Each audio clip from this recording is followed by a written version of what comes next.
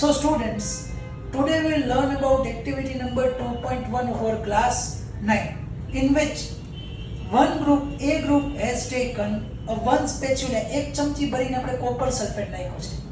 B વાળા ભાઈએ 2 ચમચી ભરીને નાખી દીધું છે.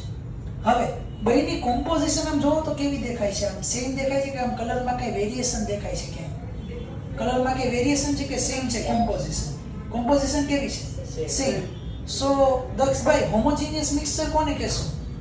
Mixture which is uniformly composition throughout is known as homogeneous mixture. So mixture which has uniform composition throughout is called homogeneous mixture. હવે બેનો કલર જોવો તો ગ્રુપ બી નો ગ્રુપ એ નો કલર કેવો દેખાય છે? અલગ અલગ લાગે છે ને? તો અલગ અલગ લાગે છે તો મતલબ શું થયું ભાઈ કાવ્યભાઈ? It has variable composition.